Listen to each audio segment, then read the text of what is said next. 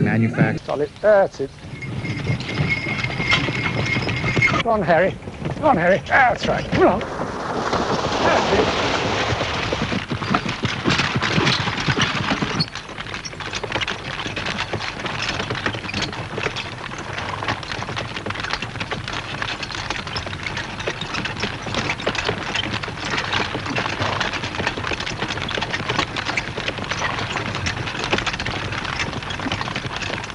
In the past 30 years, horse and pony driving has increased dramatically. But it was only 10 years ago that this gentle pursuit became a highly competitive international sport. His Royal Highness the Duke of Edinburgh, as President of the International Equestrian Federation, was actively involved in developing the rules. He had given up polo at about this time, and with the facilities of the Royal Mews at his disposal, he took to competition carriage driving with enthusiasm.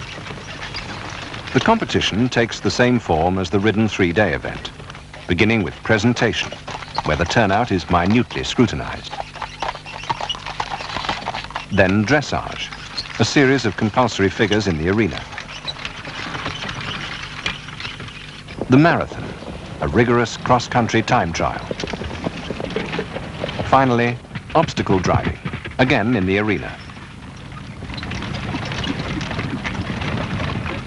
A combined driving competition, as any combination of the events is called, is open to singles, pairs, tandems, and teams of ponies or horses.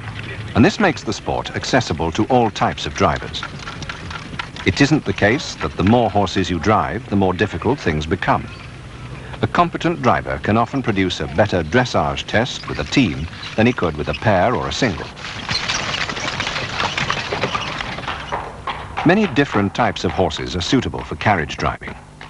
Prince Philip uses horses from the Royal Mews that are also used for ceremonial duties. Well, this is Harrier, one of the homebred mares. She's out of an Oldenburg called Falcon that competed in this competition 10 years ago, and her sire is a Cleveland Bay Osberton David.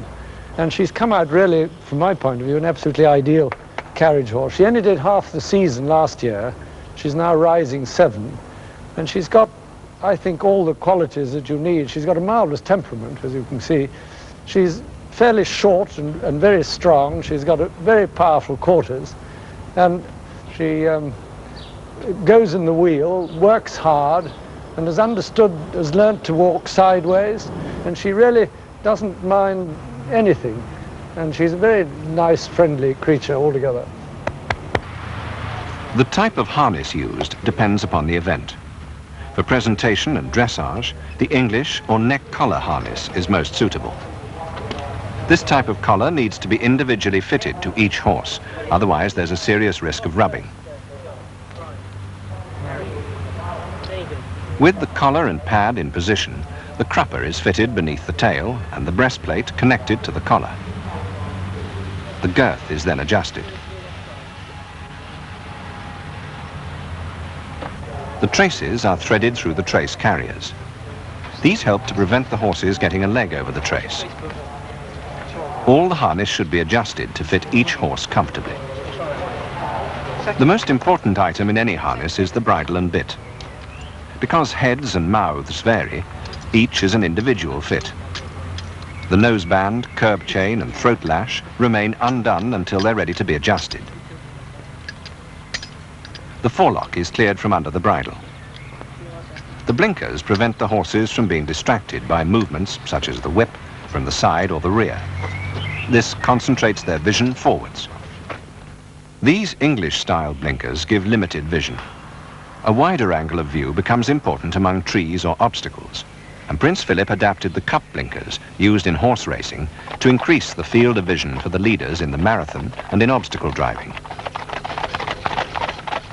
For the marathon, Prince Philip believes that the Hungarian or breast collar harness is more suitable. It's half the weight of the English harness and goes on in one piece, but it must be adjusted correctly. If the breast collar is too high, it can interfere with the horse's breathing. If it's too low, it can hamper the horse's action. The breast collar is given greater freedom of movement with the addition of a belly band.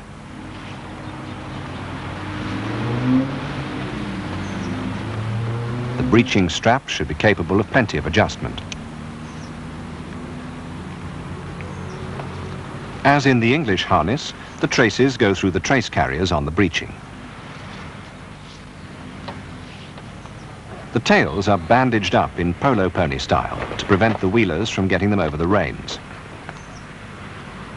The neck strap helps to control the movement of the pole end through the pole strap. Today, carriages are purpose-built to suit the main phases of the competition. But Prince Philip began in the sport with a carriage totally unsuitable for present-day conditions. This is known as the Balmoral dog cart. I'm not absolutely quite clear why, but it's the carriage that we used in the early days by Sir John Miller and myself. And it's a very good example of a traditional type of carriage. Must have been built, 90 to 100 years ago.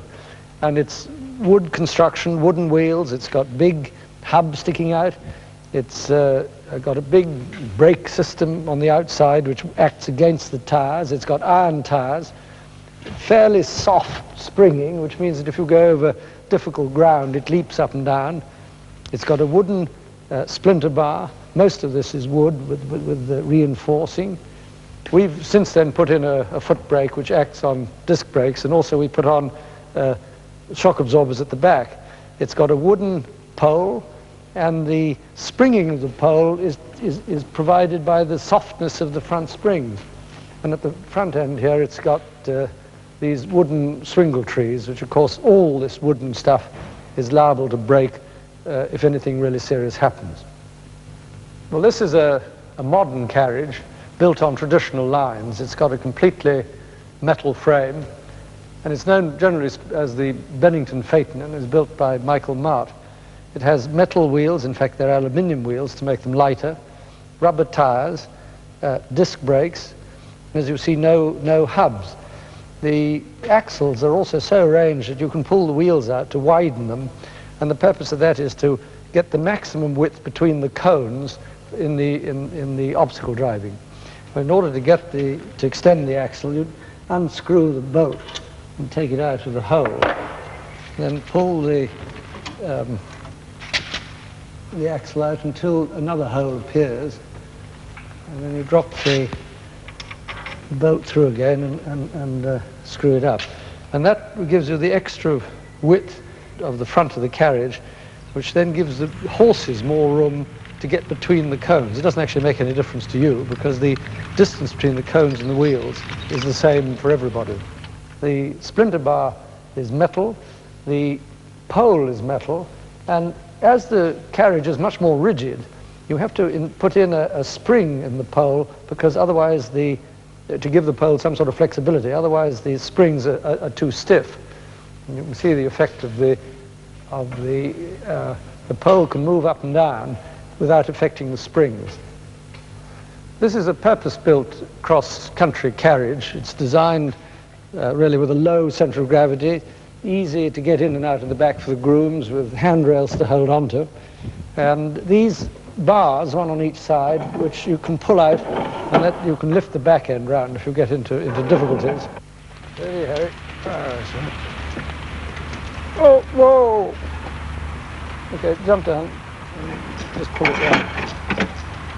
That's right. Right, now walk on.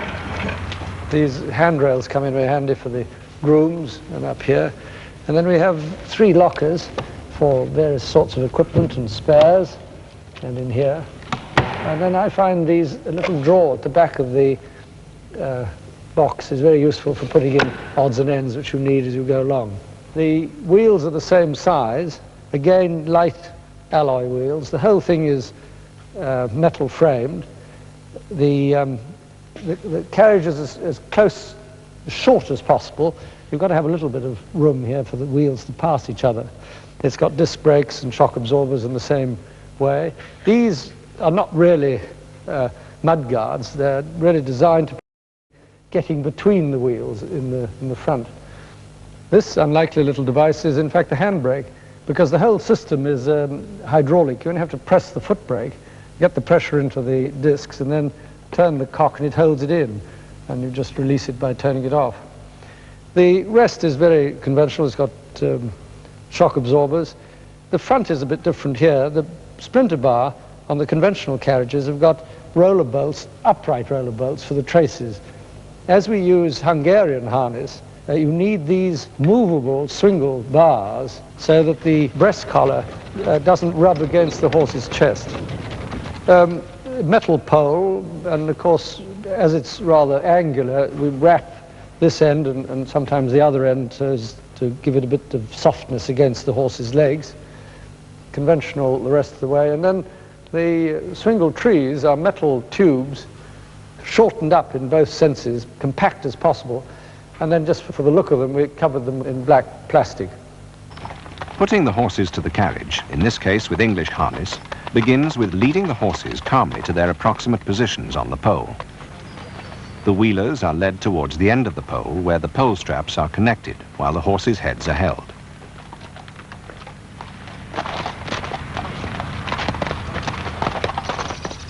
The traces are connected to the roller bolts on the splinter bar. These quick release traces allow the horses to be disconnected quickly in an emergency. The leader's traces are joined to the swingle trees using spring clips called cockeyes.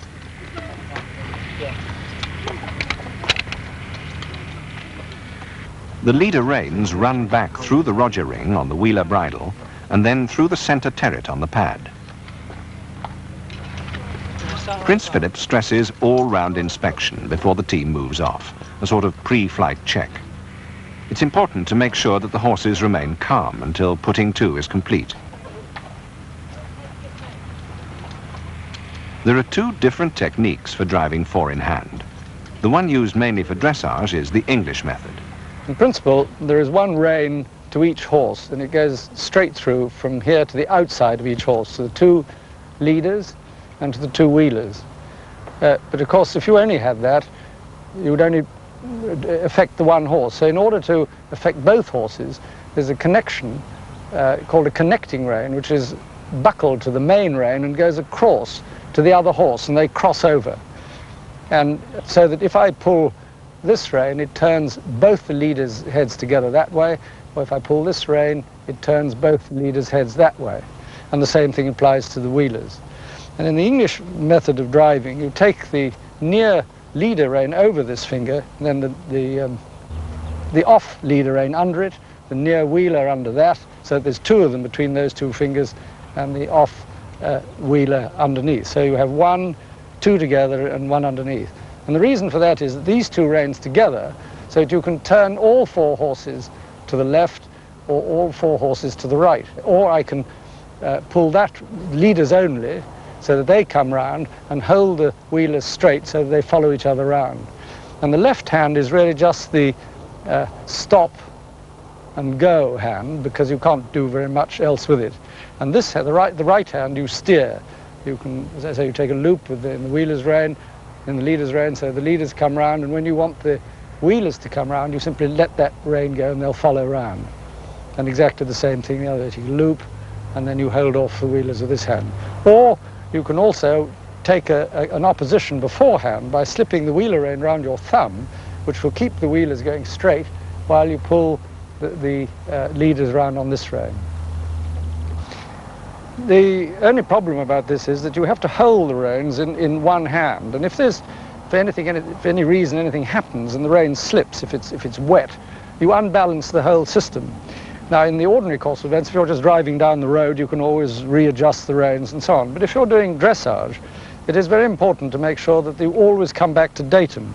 So I'm a great believer in punching holes in the reins, as you can see, and then having this screw sort of toggle, which then pops through the holes in the reins in exactly the same order that they appear on the that I hold them in my hand. And by putting this through and screwing them together, you could do this with a big buckle. The only trouble is, if you have a buckle, you have to slide it right up from the other end. Now, if I hold the reins in exactly the same way, it's quite invisible from the outside. But whatever happens, whether it's raining or whether any kind of crisis, if I just let go of the reins, they'll always come back to a sort of datum.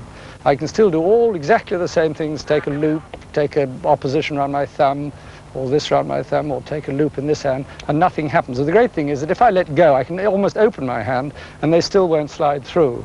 So that's for dressage driving. Now, if I pull both right-hand reins at the same time, all 4 horses will move across together. And exactly the same if I pull the 2 left-hand reins, they go across in sort of incline.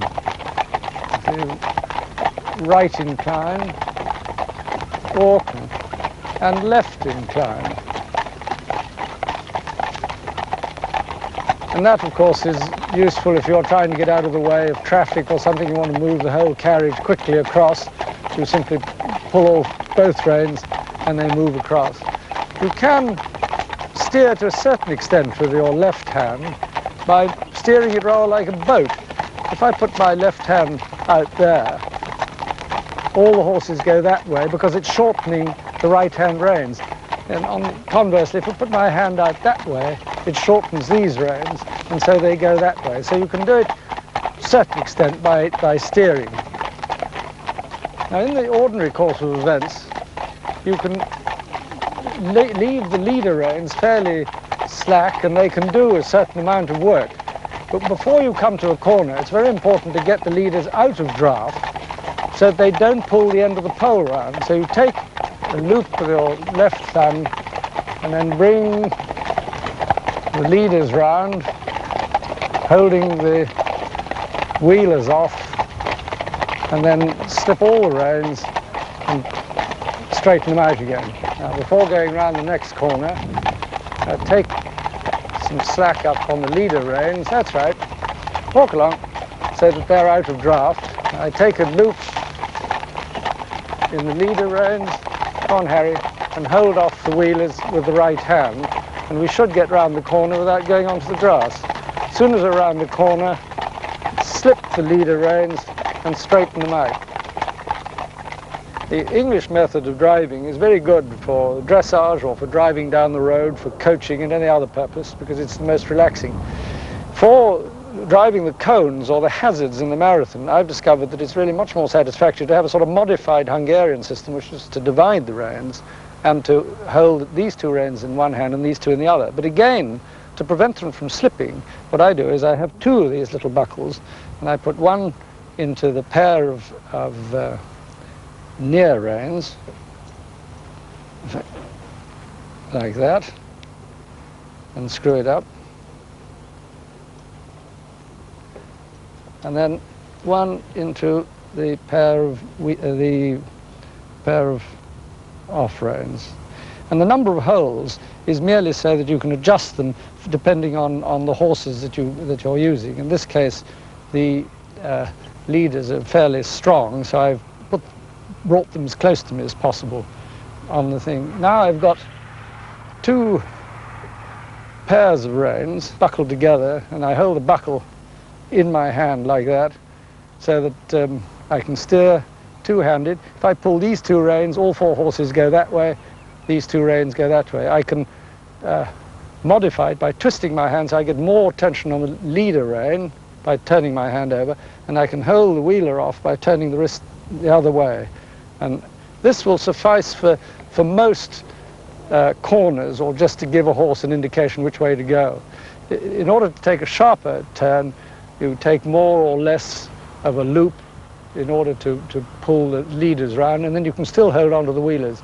And then you can slip it very quickly, take a loop on this side, and it's much quicker than doing it with the English fashion.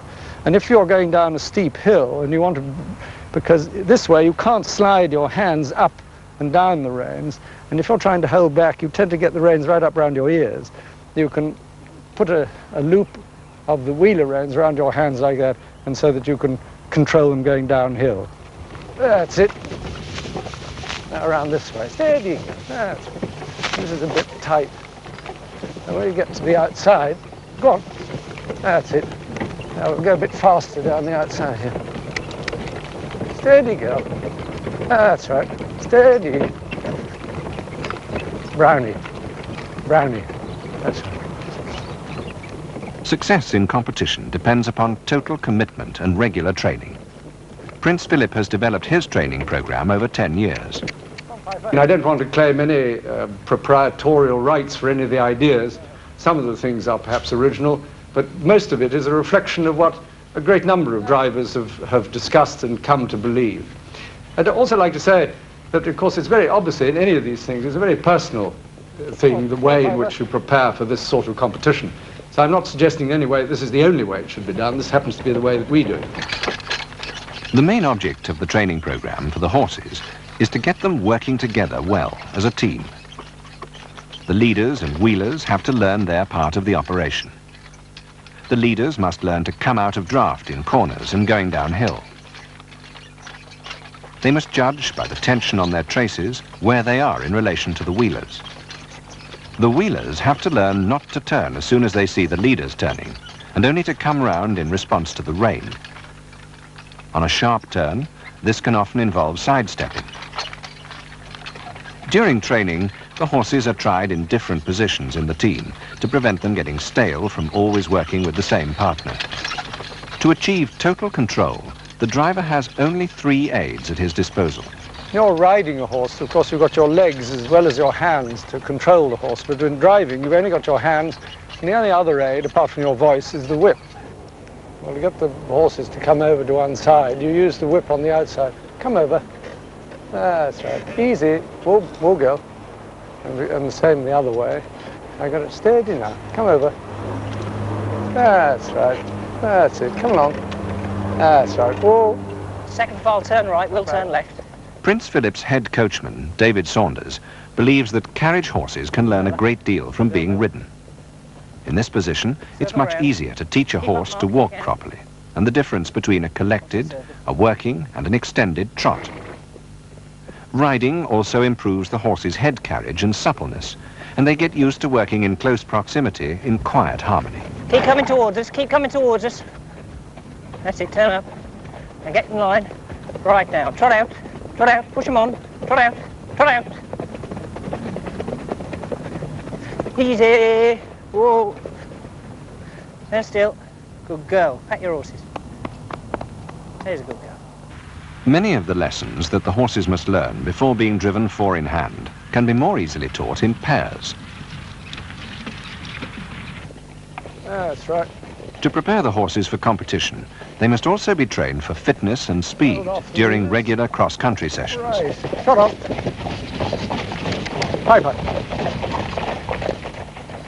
Although the horses have met traffic during their early training, it's quite a different matter maintaining their equilibrium as a team in busy road conditions. Even horses, it would seem, have a sense of road safety. At the curb, halt, look left, and then right, and if it's all clear, cross.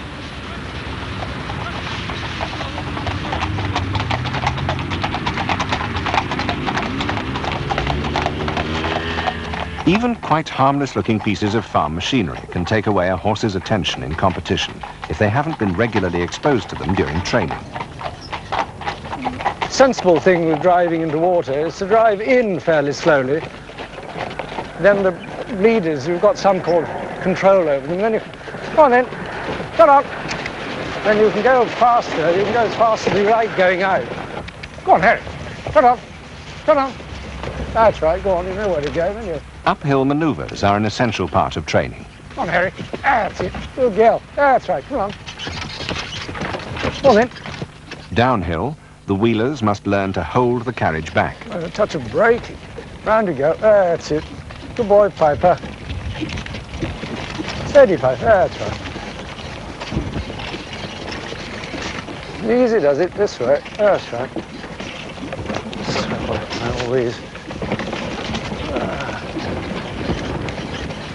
That's it. Come along then. Walk. That's right. Training outings should be as varied as possible to keep the horse's interest. Getting the various paces right is important in the marathon. That's right. Walk. The horses are expected to walk at 7 kilometers per hour.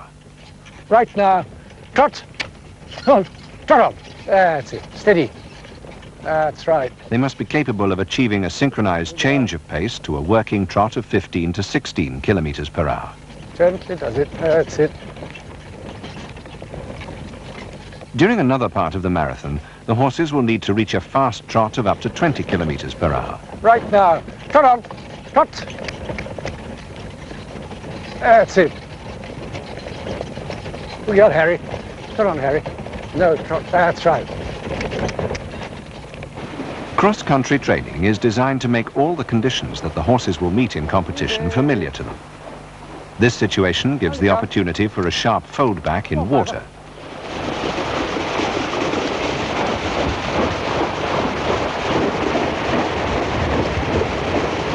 That's right. Round you come. To get the best out of the training program, it should be structured to provide cross-country experience on one day and practice in the arena on another. To prepare for the dressage, the horses must learn to carry out the required figures with precision. It is the basis of all driving and needs a great deal of practice both outside and inside the arena. Now I'm going to come in at a collected trot and try and go up the middle, keeping the middle line between the horses if possible, because the judge at the end, of course, can see how the horses are going. Now, usually one stops in the middle with the leader's feet on the middle mark. Easy. Whoa. And you stop here, stand still, and you hope everybody stands still without stepping back like that. And you take your hat off to the judge, and then it's right now. Trot. All go off together. Now I'm going to go into a working trot and do a pair drop to the right.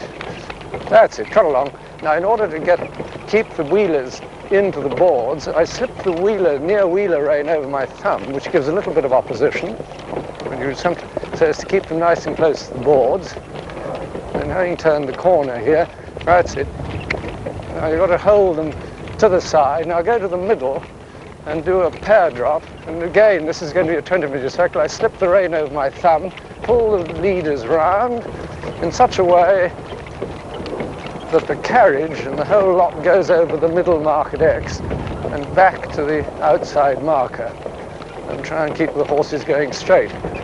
Now, I'm going to do go into a collected trot at this corner here. Collect the rein, easy. That's right, try and keep the wheelers out. And when we get to C, I'm going to do a 30-meter circle with one hand. So I take a loop and then let go of the rein with the other hand, steady now. And in order to steer them, I have to steer with rather like a boat, but they're coming around a bit too fast, because I've got to get within 10 meters of the side there. Now they're coming right. Now I've got to bring them around a bit this way. Now I can slip the rein there, because they're out to the sides. Now I take another tuck with that rein, pull the leaders round to the mark, touch up the wheeler here to get her to go in. Then when we get to here, I'm going to extend across the middle of this diagonally. Trot out. The thing here is to make sure they do extend without breaking into a canter.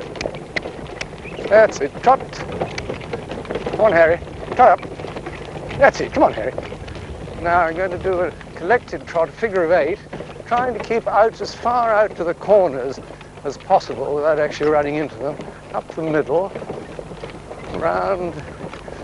You need just a touch of the brake every now and then when the carriage seems to run on, and it just keeps the tension on the traces. Steady now, steady. That's right. Now we go right out. Now this time up the middle, I change reins. We go up the middle, steady girl. Then round to the other side. That's it. And I can hold the wheelers off a bit by putting my left hand out to the left, which has the effect of, and then I can touch up the, come on, Harry. Now I go up the middle. That's right. Steady now.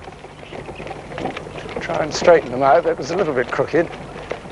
That's it. When I get to X, we'll walk, and they should all walk as the leaders reach the middle of the arena. Easy. Walk.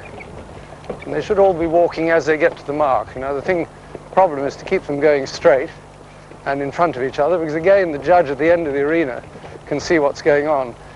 And the thing is to keep the work has got to be done by the wheelers, The leader's just out of turn. Now I'm going to stop when I get the leaders get up between these two marks. It's about 10 meters from the end. Easy. Whoa. Touch the brake just to stop. Stand still. Now, in most tests, you stand still for 10 seconds. Now, I'm going to try and back. But the near wheeler, I'm afraid, has the habit of going sideways. So I'm going to give the groom the whip. And if you just touch her on the bottom as we come back. Come back. See, she has a habit of... Right, walk on. But we're going to have to work on that. The final section in the marathon involves negotiating hazards, and time spent during training putting the horses through awkward maneuvers will pay dividends. Here, the horses have to execute a sharp fold-back among trees. Easy, easy. Right round, right round. That's it. Steady. That's it. Go on, Solly. That's right, walk on. Often, woodland hazards are very claustrophobic for the horses, and they must get used to cramped conditions. Take a loop on the leaders. That's right, come on, touch up. Walk on. That's right, try and get straight through this gap here and keep the leaders going through the hole. That's right. Now take another loop on the other side, going as far out as possible, giving you room to turn. Right round this way. That's it. Good boy. Come on, Solid, this way. Round you come. That's right, Solid. Steady now. This way. Easy. That's right. Trot. Another loop, and we're away. Some hazards can be taken at the trot, but this requires extremely quick thinking from the driver and an even quicker response from the horses. Easy now. That's it. Round you come. Steady. Round you come. This way. Come on, Solly. That's it. Now this way. Good boy, Harry. Good girl.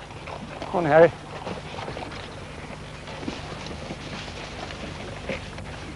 Come on. That's right. Go on, Harry. Come on, Harry. Oh, steady now. That's right. Steady, that's it. That's it. That's the way. Come on, Harry. Oh, dear. That's it. No, you don't have to go around again.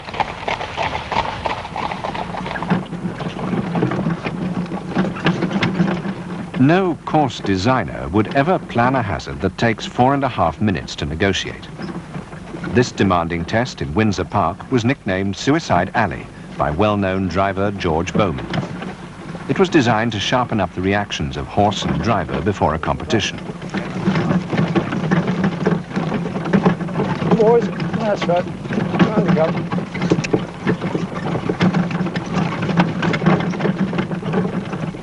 Course designers often incorporate man-made hazards in their devious plans. This Dutch barn requires the horses to make a series of alternating left and right turns over extremely rough ground. Here, the voice plays an important part in controlling the horses. Yeah, Harry. That's it. Go on. That's right. Steady. Steady. That's right. Go on. Come on, Solly. Easy. That's right.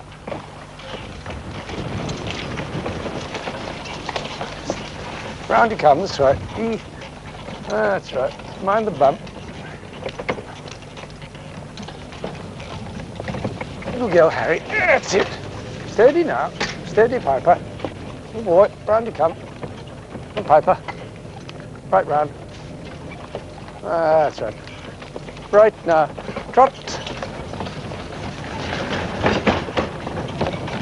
That's it. Hazards are also constructed in open country. This set of rails provides the narrowest possible entrances and exits, with the need to fold the horses back sharply to enter the final gate. Steady now. Round you come. This way.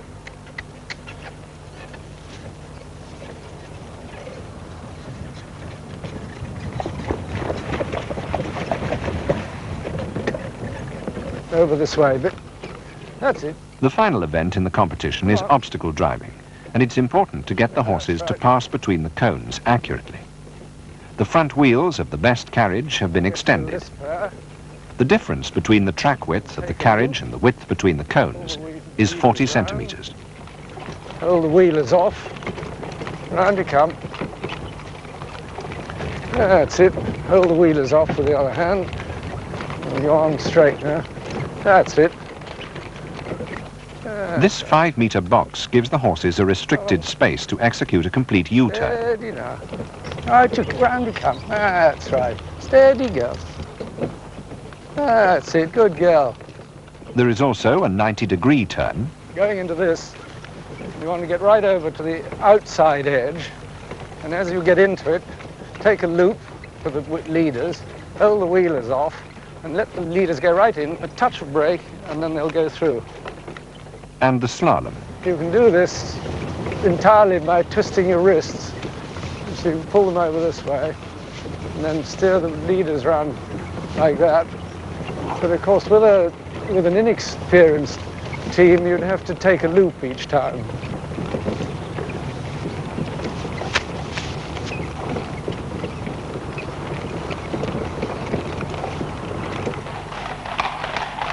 It's during these 2 or 3 hour practice sessions that the driver and horses build up the mutual trust and confidence needed for success in competition.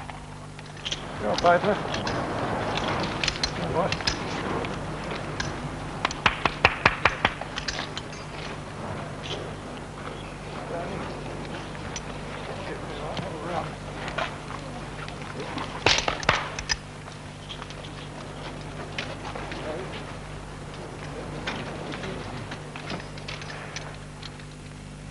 The time comes to prepare for the team's first event of the season, the Brighton driving competition. The first stage of the competition will be presentation. This is a very keen contest between the grooms to reach the highest possible standard of turnout. Each competition involves getting a whole circus of horses, grooms, driver, 2 carriages, 2 sets of harness, feed, rugs, grooming and medical equipment, and 1,001 other items to the place of the event. Steady, what's the front? All together. Steady. Steady. Steady.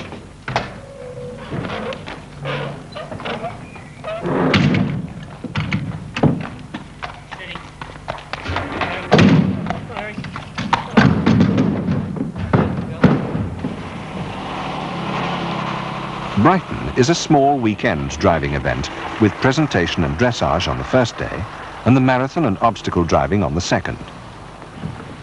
The horses are unloaded carefully after the journey and their travelling kit will be removed.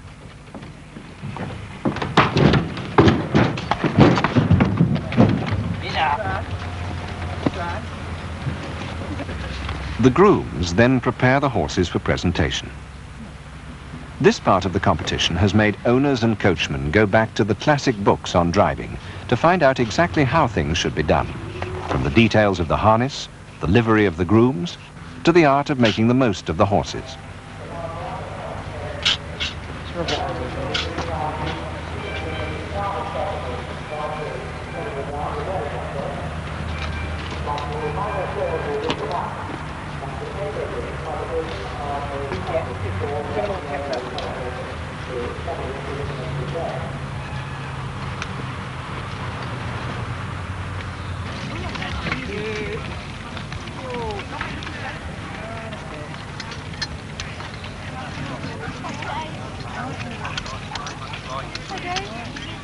The points that count in the judging are the matching and cleanliness of the horses, and that includes the condition of their hooves and shoes.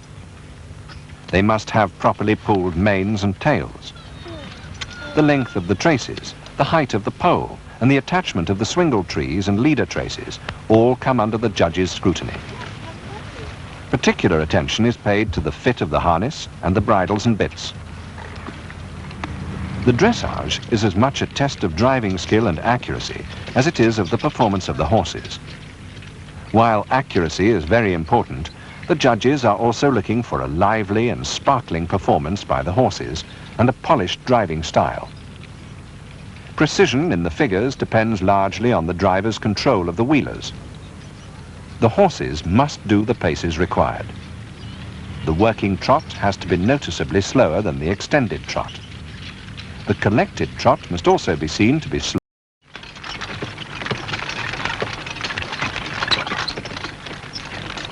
The driver is expected to sit up straight and look calm and relaxed, whatever may be happening inside.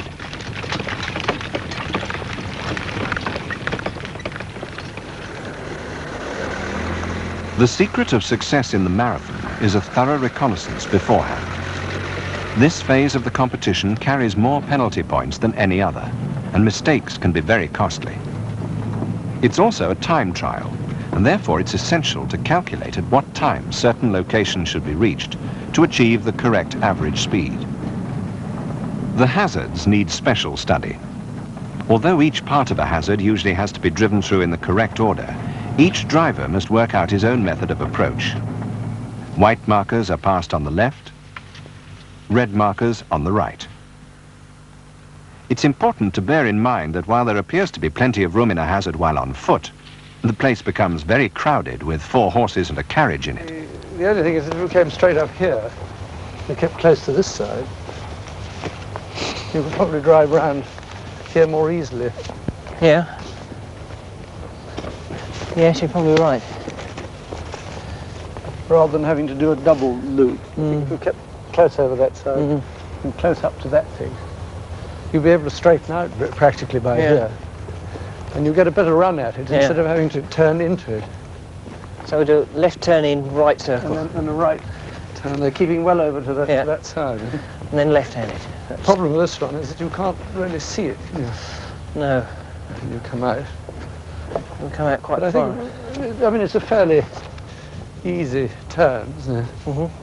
You come in here at A, go Straight through B on the right, circle round to the left. come left through C, C and D. Because I think if you went on that way, you'd have to double back. Yeah. You? To be careful with this concrete as well, it's a bit slippy. Yeah. You can't really drop into it as quick as you'd like It looks to. to me as if they're going to put some more water in it too. Yes. But at least we're going straight into the water. Yeah. Because I think last year you had a... There's more of an angle. You had to sort of drop into it sideways, didn't you? Well, what I did when she ducked out that way, I circled up there and came into Came it. back in. But I think it'll be easier going in straight. Yeah.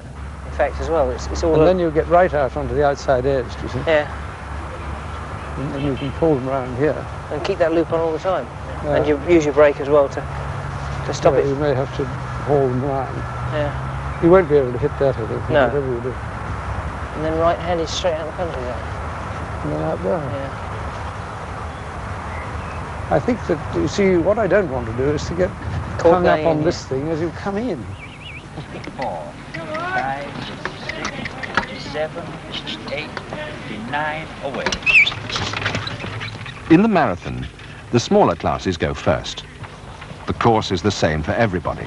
In this case, about 18 kilometers long, but it can be anything up to 30 kilometers. The marathon is divided into trot sections and walk sections, each with its own set time. Early or late arrival at the end of each section incurs penalties. Come around, baby. Come around. Go on. The advantage of a thorough reconnaissance soon becomes apparent. This carriage has overshot a set of red and white flags. The navigator must think quickly and get the driver back onto the correct route, or a time penalty could be incurred. Come on, baby. Come on. Trot on. Go. One of the early starters has developed a major fault, a seized wheel bearing. This pony is not at all sure about the depth of the water, but is persuaded gently.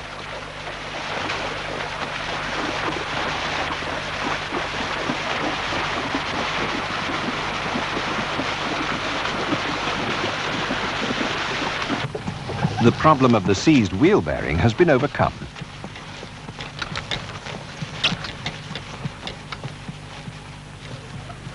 Because of a minor ailment, Prince Philip's offside leader, Piper, has had to be replaced with Lady Isabella, a less experienced horse. This could affect the team's performance. The chart on board records route and time information noted during the reconnaissance, and the timetable is kept to with the help of clocks. Right now. Trot!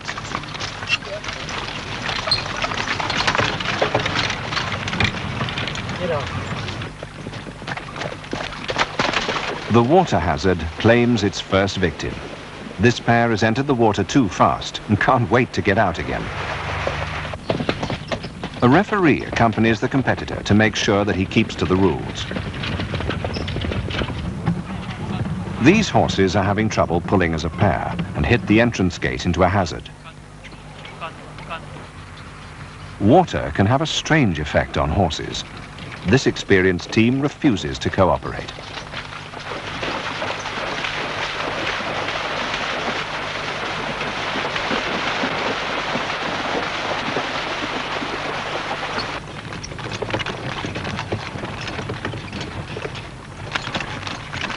When walking the course, Prince Philip planned to approach the water direct. But in the event, with the replacement horse not happy about water, a circuit of the pond allows the team to settle down before entering.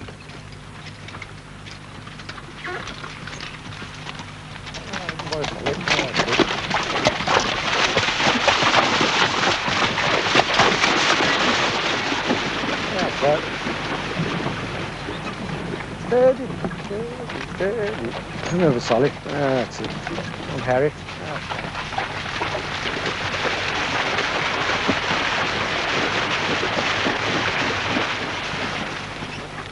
This tree hazard on the side of a hill gives the team an opportunity to put all the up and down hill practice at Windsor to good use.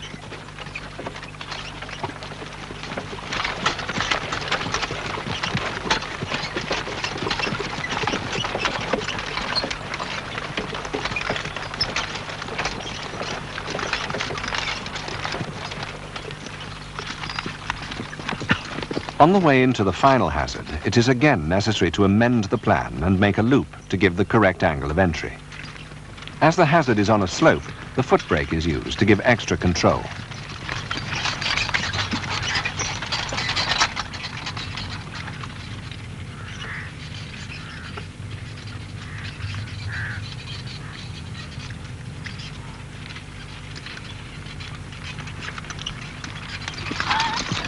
After almost 2 hours at the reins, a last check with the timekeeper will make sure they finish on time. Although penalty points have been incurred, Prince Philip's team came second overall in the competition.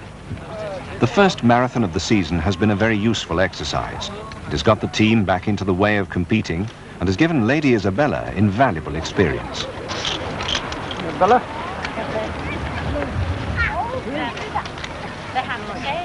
Well, for the first time in the lead in a marathon, I thought she didn't see me well. She's totally mystified by the whole thing. She didn't understand what was going on at all. The Royal Windsor Horse Show is one of the main events in the horse calendar. These drivers belong to the British Driving Society, where the emphasis is on style rather than competition. Since 1971, Windsor has played host to a major international driving competition. By the final day, Prince Philip is just ahead of his major rivals, and the obstacles will be the deciding factor of the competition. Success could help to ensure His Royal Highness a place in the British team. It is as important to walk the obstacles as it is to reconnoitre the marathon course. Planning the tactics is vital. Each cone dislodged incurs 10 penalties. After negotiating each pair of cones, the team has to be set up for entering the next pair. The whole course must be completed at an average speed of 12 kilometers per hour. In third place so far is the Swedish driver Paulsen. He uses the single-handed method for driving the cones. Paulsen had one cone down, but Prince Philip is keen to see how his main rival, Peter Munt, will fare. He uses a more vigorous two-handed method. After a clear round by Peter Munt, last to go is Prince Philip. Everything hangs on another clear round. His Royal Highness was in the gold medal team here at Windsor in the World Championship in 1980, and in the bronze medal team last year at Zug. Last year won at Tatton Park and at Norfolk, and this year was second at Brighton. The leader on 1-2-7, with no room for error. Total accuracy is essential. The horses have complete confidence in the driver and respond to his relaxed style. They know just what is expected of them.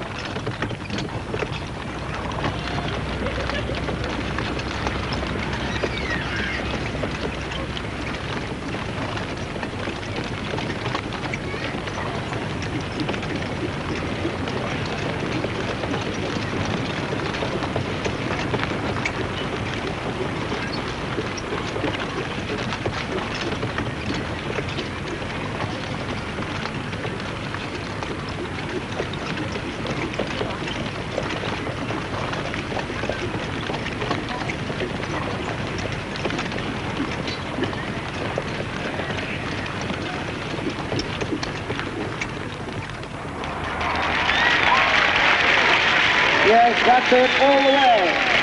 His Royal Highness Prince Philip is the winner for the first time after finishing 4 times in second place.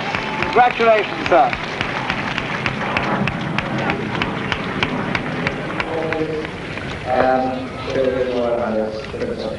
Her Majesty the Queen will present the coveted trophy to her team.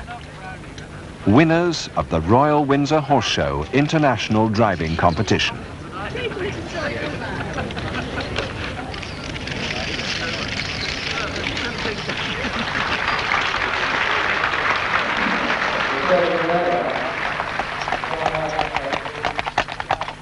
That's it.